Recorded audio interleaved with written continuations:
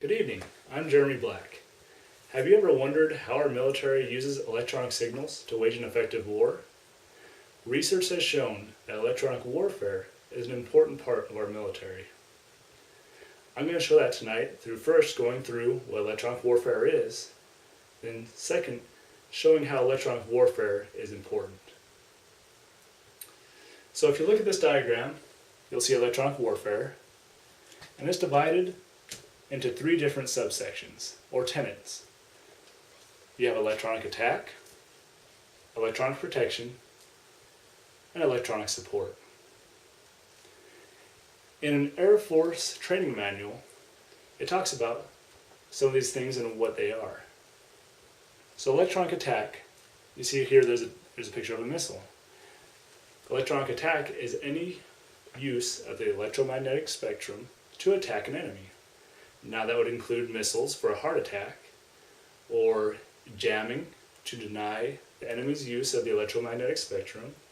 It also includes things like flares and chaff, which deceive the enemy. Next we have electronic protection. Electronic protection consists of any means that you would take to protect yourself or your assets from an electronic attack. So this would be things like electromagnetic hardening. And what that would consist of is putting a network of cables around an asset, and when a signal comes in, it would be absorbed by those cables and routed to the ground instead of entering your object, your building, or whatever it is, and interfering with anything that's inside of that. It also consists of electromagnetic spectrum management, and that includes anything that you do to separate out all the different bands of communications or whatever signals you have going out there to make sure that there's no interference between any of those signals. And lastly, electronic support. That is any means that you use to collect data from signals that are already out there, or things like radar. You put out a signal, it hits an object and it bounces back. You're collecting that data. It also includes the E-3 Sentry aircraft the Air Force has, which is basically a mobile radar site. And it also includes a missile warning system. When a missile is launched, it collects that data and relays it to the operator that a missile has been launched. And that way they know that there has been a missile fired. It collects the data. So we're going to go over why it's important. In an interview with Sergeant Mayberry in 2013, he talked about electronic attack and why it was important to him. When he was on a C-17 cargo aircraft, he was taking off from a deployed location and a missile was fired at his aircraft.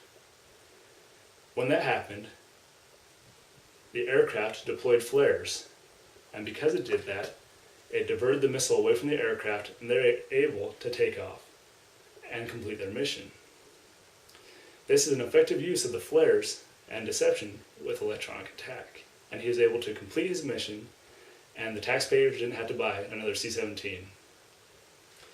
For electronic protection, we had the military going through many of its buildings and hardening them, and this includes their communications and power buildings to make sure that the infrastructure that they have is sound even if there's an attack that occurs. And lastly, we have electronic support. In the Battle of Britain in World War II, the British constructed a radar array, and this sent out a wave that was bounced off the objects that were the German fighters and bombers. It was received, and that way they could tell when the enemy was coming. They were able to get people underground and to send out fighters to go attack them to minimize damage, and it saved a lot of lives. This is also applicable today. If there's an attack that comes to our soil, we'll be able to see that coming in and to be able to take actions to help save lives and help save our assets. Now, are there any questions? Go ahead. Do defense projects actually benefit regular people or just military members? Defense projects definitely benefit normal people. We have things like GPS.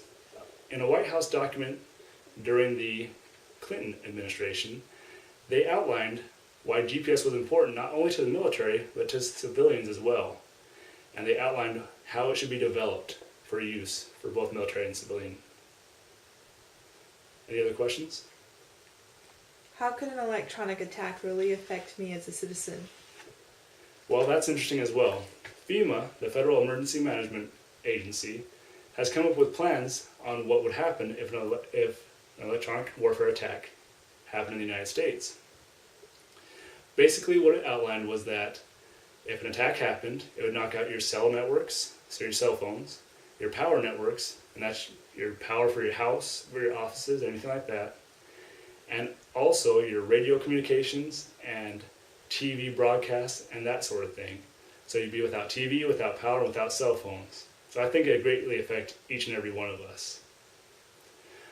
Alright, so I've shown that through research that electronic warfare is an important part of our military.